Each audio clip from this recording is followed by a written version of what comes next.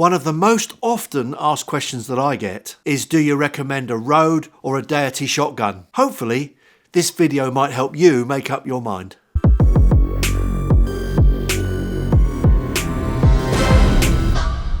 All of the microphones I'm going to show you are designed to be put on top of your camera, but that's not the best position. It's much better to get them closer to your subject. So for these mics to work well, especially outdoors, they need to reject the sides and the back as much as possible. The Rode VideoMicro is the cheapest in the collection I'm showing. It's a small microphone with a cardioid pattern, no gain, no boost in the gain, just a straightforward on top of camera mic. Comes with this fantastic windshield, but unfortunately it is quite large, and so it tends to show on a smaller camera. So I don't tend to use that if I can get away with it, and I'll just use a little foamy instead, which makes it a lot easier to use. That's the Rode VideoMicro. The Rode VideoMic, by contrast, is quite a lot bigger. It's more like a typical looking shotgun type microphone. This one takes its own battery. It has a 9-volt battery inside, so it takes no power from your camera.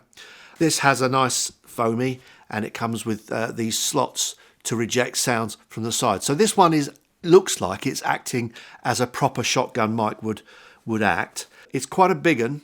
So if you're going out with this one, it does show, and people will react when they see it because it looks like a big professional microphone.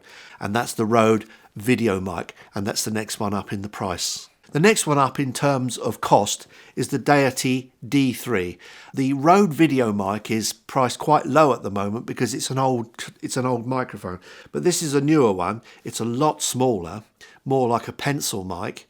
And it has slots at the side again to reject sounds from the sides, and a nice foamy, and it comes with this slidable shock mount. It's a good shock mount, really very good. While the D3 has its own battery that you have to put in, it's a AAA battery that you put in.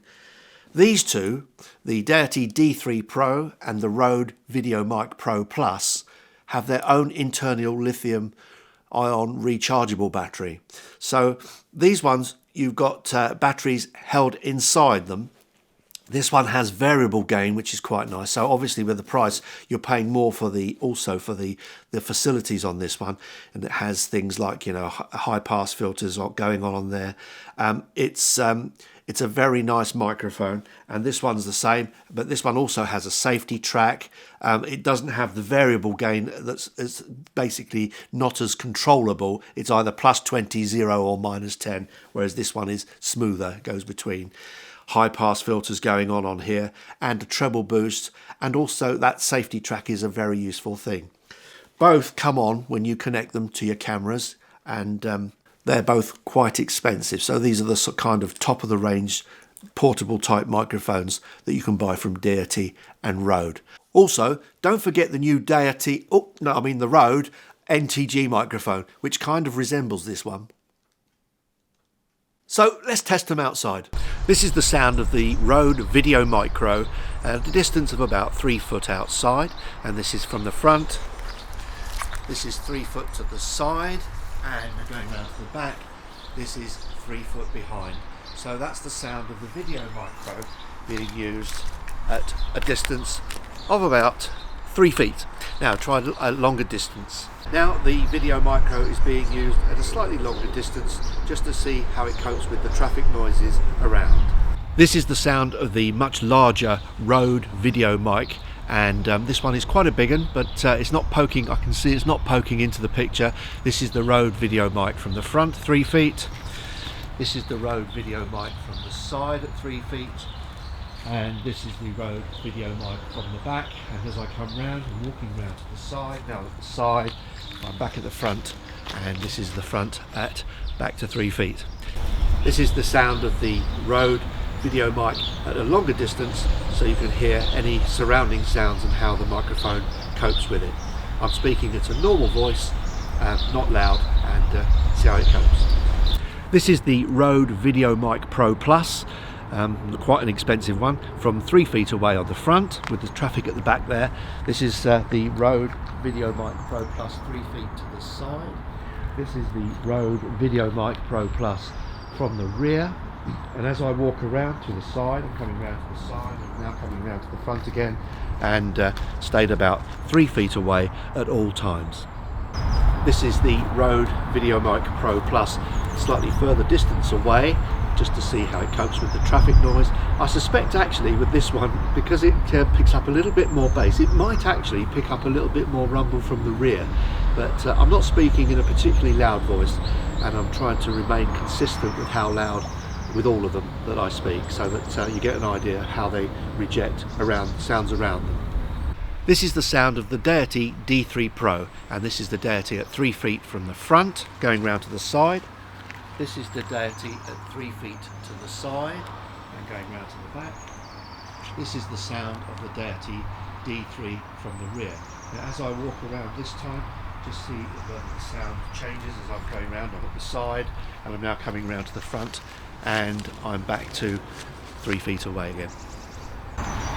This is the Deity D3 Pro from a further distance away. Of course, with all of these examples, when I'm talking further away, I'd have to raise the gain on the microphone, which means that the background sound will come in more. And particularly with shotgun type microphones, the rear might have a slight lobe on it, therefore pick up the traffic a bit louder and with a little bit more bass. So just have a listen out for that traffic in the background, because it may be picking it up off the rear. So that's the D3 Pro, the Deity D3 Pro from quite a distance.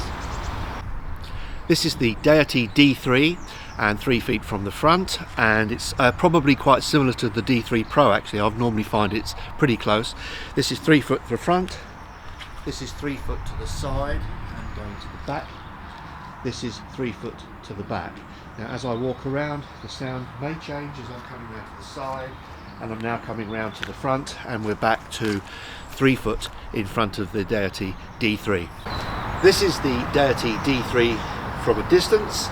Again, raising the gain means that the background sounds are going to be coming up, and particularly listen out for the traffic in the background and whether the D3 actually raises the bass enough to be able to pick it up a bit louder.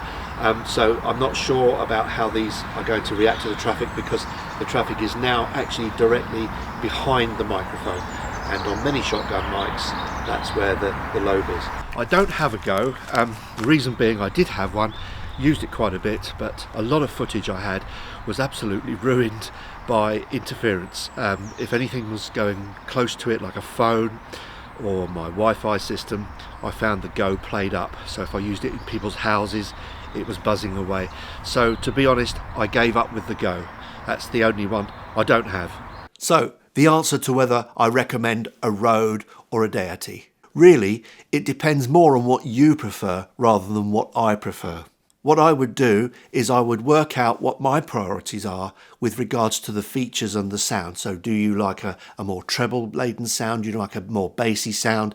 Do you need the facilities that are offered on each of the microphones? Don't forget though to take into consideration how you envisage seeing yourself using the microphone. Sometimes, just the quickness of use is a key thing to a lot of these things that we use in filming. I hope you enjoyed the video. If you did, click the bell and you'll get a notification for the next one. Cheers for now.